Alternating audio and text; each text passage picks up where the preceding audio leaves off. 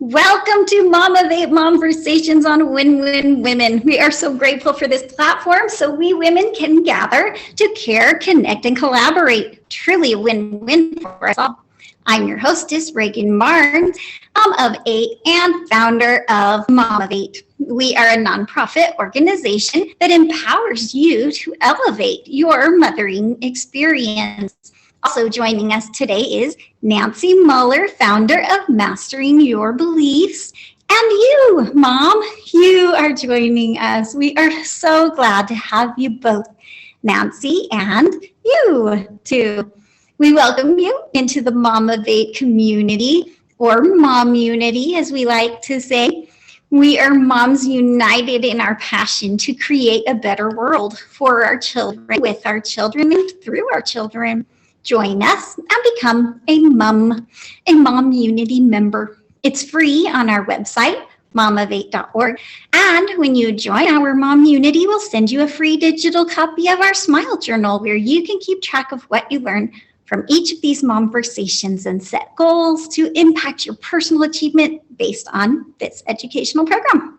So let's get this Momversation started. Here at Mom of 8, we answer the question, what do moms do?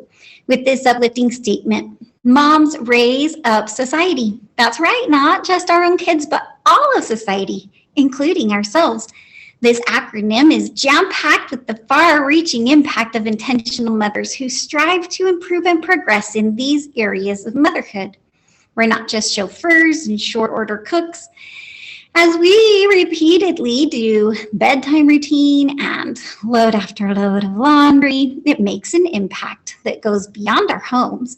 Because as moms, we are uniquely positioned to influence society one-on-one as we take on the repetitive, loving work that shapes our children. And it shapes us too. Today, with our special guest, Nancy, we're going to focus on the fact that in order to accomplish any of these aspects of life, we need to have a healthy, loving relationship towards ourselves. Self-worth, self-love, self-esteem, self-confidence, because we cannot pour from an empty cup. So we have brought Nancy, who has taken on the title of Sensei. I love that.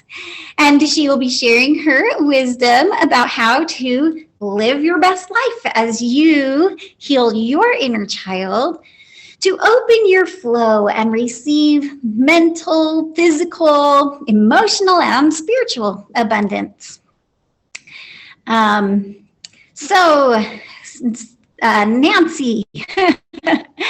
you are a fellow Win-Win Women show host, and I think that's exciting for our viewers to know. You're also a mother, grandmother, and I think you mentioned you're even a great-grandmother. I am. We are so excited to have you here. Yeah. Would you like to share anything specifically, like biographically, about being a mother, grandmother, and even great-grandmother?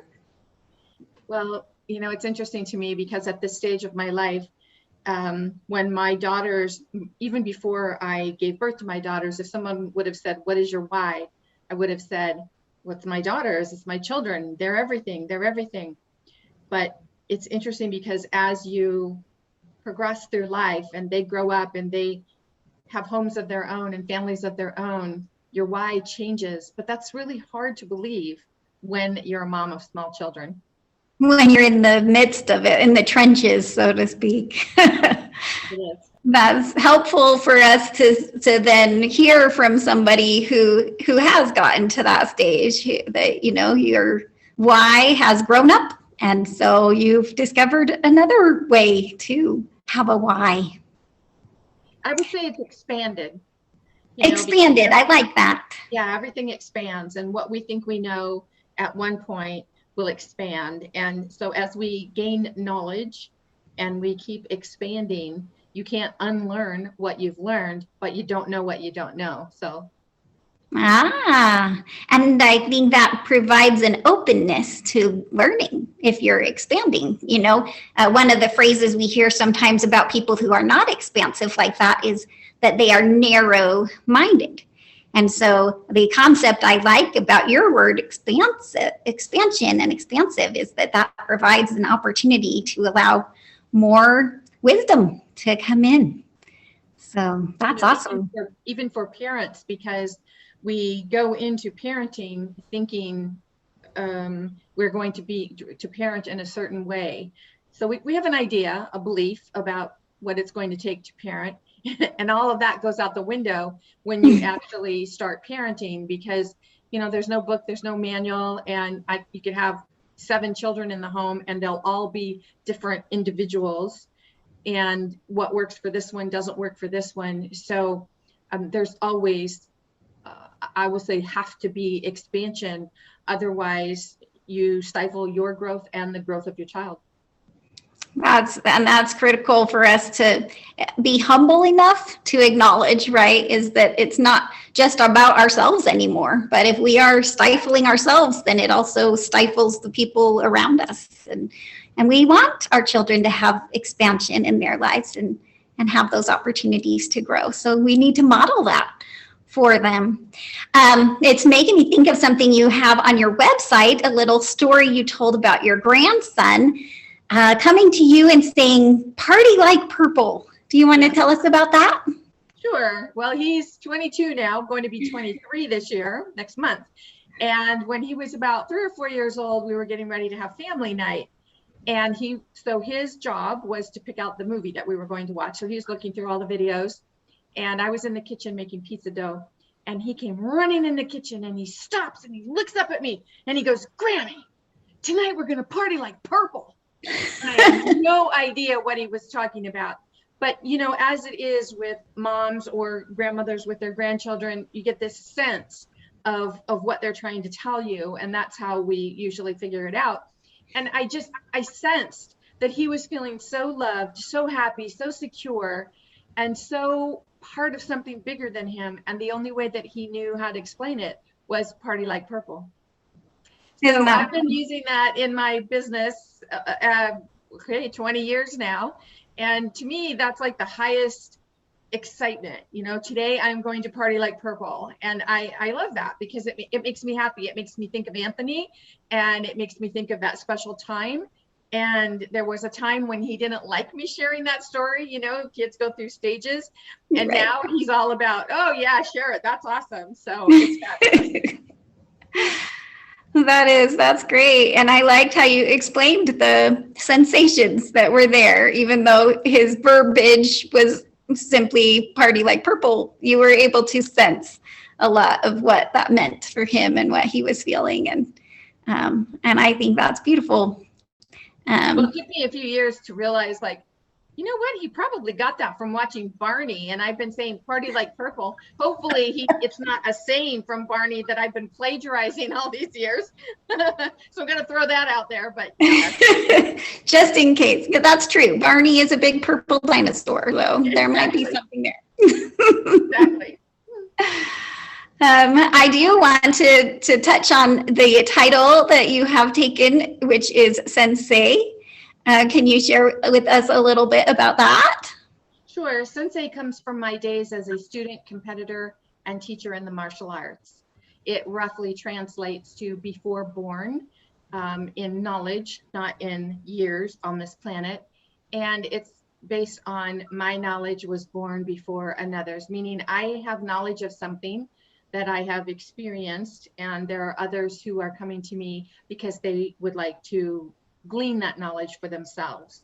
And that is I think now that Cobra Kai is all over Netflix, everyone knows what a sensei is. So, but for me, it's not just martial arts, it's about what I teach for mastering your beliefs. That's great. And I also liked the little blurb that you had in your information about how martial arts taught you about the kind of strength, that it wasn't necessarily about physical, but it was about inner strength. Well, I come from a very violent childhood. My childhood was full of fear and self-loathing. I had mental abuse, physical abuse that escalated to sexual abuse by the age of 12. So feeling helpless, feeling like there was no way out, like I couldn't defend myself, I couldn't protect myself or my siblings, was my karmic journey. But not knowing that as a child, it felt, it just felt like I felt like a victim all of the time. So from the time I was probably in the 6th grade, I wanted to study martial arts because I'm a child of the Bruce Lee era. And I used to think, oh my God, if I could fight like him, no one would ever touch me again. No one would ever hurt me again. No one would ever hurt people I love again. So when I finally had that opportunity to step into dojo and start studying martial arts, I went in for the physical aspect. I went in wanting to learn how to fight better, how to protect myself. And through that journey, it's such a mind-opening experience for me when I realized that I don't have to learn to fight. That's the hard way. And there is a softer way of life. And of course, neither is right or wrong. It's just whatever you choose for yourself. And for you, it was about the inner strength. Absolutely. Because that's, everything is an inner knowing, an inner path. And anything that we feel is going wrong in our life, any struggle that we have, it's an inside job. Can I ask about what stage of life were you in when you had that opportunity, as you said, to step into that dojo? My daughters were in junior high. And so I started martial arts and I brought them with me. And it was wonderful because they had many wonderful men in the dojo around them at all times. And I felt like their whole high school years they were very protected.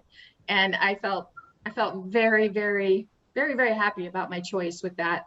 But as I said, it got to a point where I worried less and less and understood that the energy I was putting out there about all that worry would actually bring that back, because that was one of the things I worried most about when my daughters were little, that they would never deal with what I dealt with. They would never have to experience physical violence. They would just never have to go through that. And I always wanted to be a better mother than the mother I had, or so I thought.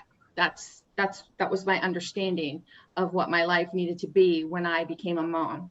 So all of that started to be more, I became more aware of what that true path of motherhood was for me when I started martial arts. That's really cool. And that's helpful, I think, information to know that it wasn't before you had children, but that it was in the midst of and even teens or tweens, and bringing them along with you, I think, is a neat part of that too, a bonding opportunity. Well, the thing is that we always think that we're doing the right thing. And I'm putting that in air quotes because there is no right or wrong. There is no good or bad. But for me, it was about keeping my daughters close to me all the time, because I experienced what happens when you're outside of adult supervision. And unfortunately for me, the people that I was hoping that would protect me were the people I needed protection from. So I wanted my daughters to feel safe. But you see, by me putting out that energy of, oh my gosh, they're not going to be safe, something's going to happen to them, something's going to hurt them. So that's me, that's my path, that's not my daughter's. But it took me a minute to understand that if I am going to really be the mom that I want to be, it had to start with me. It's an inside job, it's an inner journey. So if there's something that we are afraid of or fear of not doing something right, or mom guilt, I just feel like there's so much mom guilt out there. You feel like no matter what you do, is it the right thing? Is it the wrong thing? Am I spending too much time over here and not enough time over here? And we just constantly judge ourselves, and we constantly have that feeling of not being where we need to be when we need to be there. And the thing is that every single human being on this planet is here with their own karmic journey. And when you understand that, and you can relax a little bit and you can trust in the universe, it just brings so much more peace to the whole relationship. That's beautiful. And I think part of what you were bringing up was the concept of the law of attraction that you had listed in the notes here. As far as when you were too full of worry, that was almost going to become like a self-fulfilling prophecy. That your worries weren't going to serve you. They weren't going to actually accomplish the prevention that you were looking for, but they might actually serve the opposite and bring those things into being. Well, because a parent that is full of angst, anger, frustration, they're going to continue to put that energy out into the universe, into your family, into your home. And children feel before they hear. Children learn by what they intuit. And the thing is that we can teach our children by word of mouth what we say to them, do this, don't do this, but they are always watching. They're watching, do you follow that? And they may not comprehend at the beginning, that you're not doing what you're telling me to do, but they sense, they feel. And so a parent who gets pushed to the point of anger and they hit and they abuse, most likely it comes from, that's their cycle of pattern that they come from. And that was one of the things for me. I knew that I did not want the abuse to continue with my children's generation and going forward. And I think one of the things I'm most proud of is that I did stop that cycle of abuse. It was a difficult journey. And there were a lot of beliefs about what I thought was right or wrong. And again, there's no right or wrong. There's only how you feel. And because we believe something is right or wrong based on what we're taught. And what we're taught creates our beliefs from the age of birth to about 13 years of age. And then we take those beliefs with us into adulthood. And we are making every single choice we make as an adult based on beliefs that we were taught or intuited as children. So when we're struggling in our adult life, this is why healing your inner child is so powerful, because it's not about therapy trauma where you're constantly having to relive something. You don't have to go back and say this happened or that happened. But generationally speaking, on my path, that's where I started with psychiatrists and doing the whole going over that trauma and trying to let it go. So the thing is that you can keep expanding and say, you know what, do I want to keep living this trauma, or do I want to heal from this trauma and not put it forward? Yeah, not continue to make your decisions based on that, right? Correct. Very good. I like a quote that you included also, that it's Carl Jung. I am not what happened to me. I am who I choose to become. That's so true, because, growing up, I felt like I was, not wanted, not worthy. My mother used to scream at me all the time that I was worthless. She used to tell me she should have thrown me away and kept the afterbirth, even before I knew what an afterbirth was. And but you see, I didn't know what the words were, but I could tell the energy coming from her that it must be something really horrible. And that's what children take on. They take on that feeling and those emotions. And so you feel like you're not worthy, you're not good enough. You no matter what you do, you're just not worth being on this earth. So a child who feels that way is not going to apply themselves, because why would they? And right. That was definitely me. And we moved so much when I was younger. So when I started, I think when I went into the 8th grade, that was my 14th school. And so we moved a lot. And as a child, I did not understand, why we were constantly moving. It wasn't until I became an adult and I understood that my father is a sex addict. And so we were constantly outrunning his choices and his addictions. So, you see, it starts to take on a different understanding when you really start to see things from a different perspective.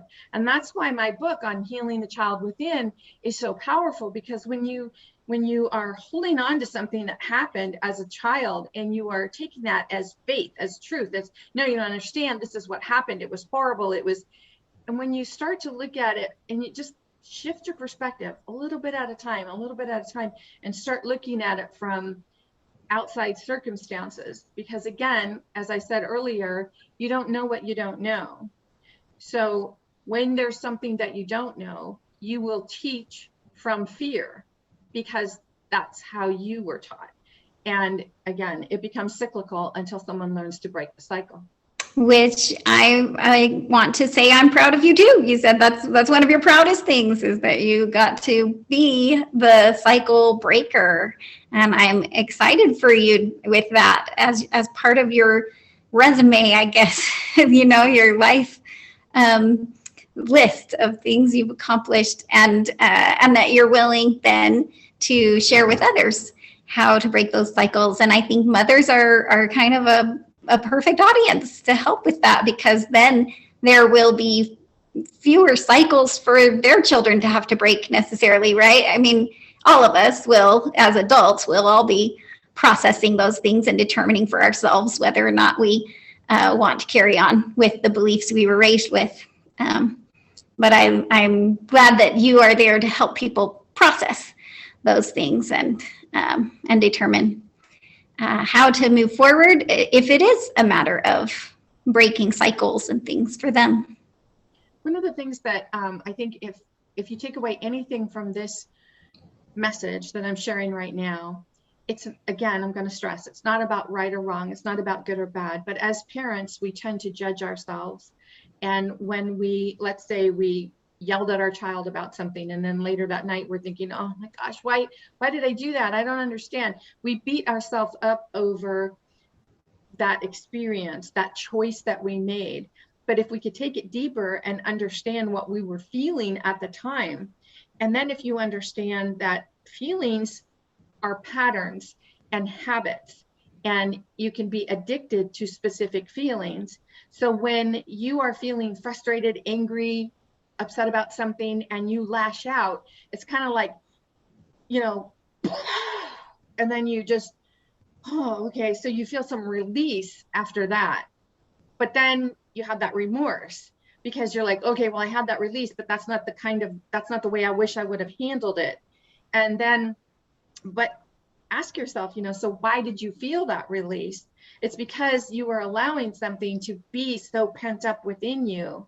And that's something that you're not looking at. That's something that you're resisting, and you keep pushing it in the background until, you know, it erupts. So the thing is like, it's based on something you believe. It's a belief someplace, and that belief has an emotion and a feeling attached to it.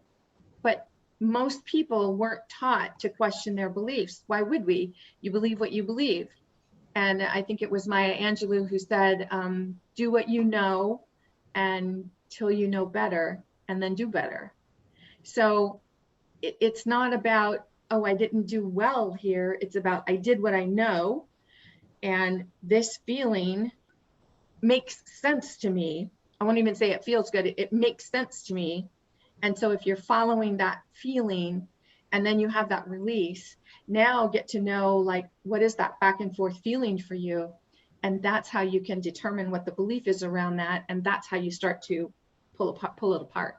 And be able to determine whether you want to continue with that particular pattern or find a new one.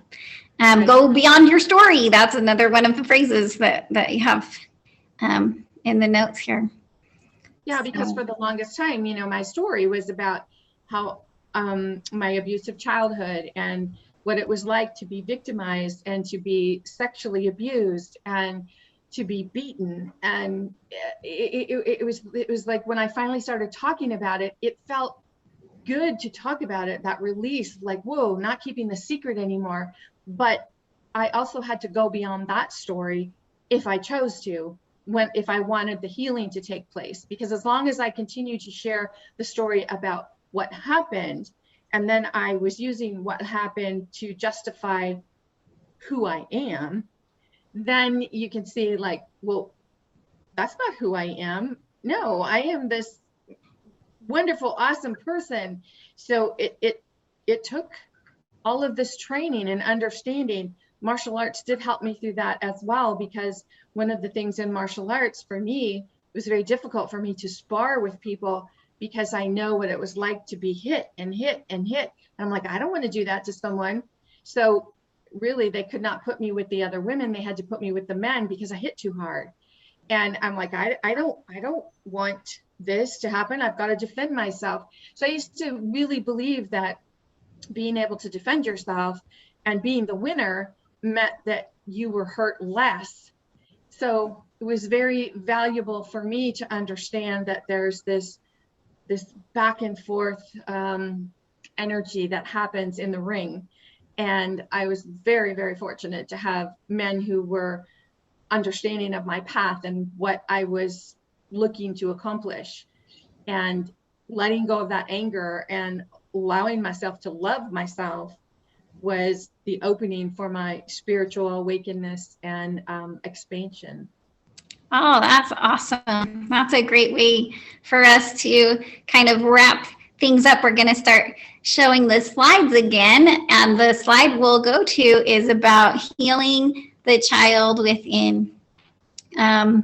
And that is a book that you wrote, Healing the Child Within. Life is all about choices. And I believe if our viewers would like to, they can go find that book on your website. Yes, you can get the audiobook, download the audiobook. It also has a 46-page workbook to go through it. Wonderful. And then also the next slide says that you have a free download also available called Turning Your Negatives into Positives. And I still have the website up there too for our viewers. Write that down, masteringyourbeliefs.com. And this free download is very helpful, especially for anyone who is working on anger issues or those feelings of not being able to keep yourself in the control that you want. That'll be very helpful. Wonderful. Do really encourage everyone to write things down. We've been hearing all this good information from you, Nancy, and I want to encourage you, our viewers, to take a moment right now, write it down. Any of these key points that stuck out to you, just grab a notebook, or better yet, use the digital smile journal that we will send you when you sign up to be part of our Mommunity. Writing it down is like the gear down there. It leads to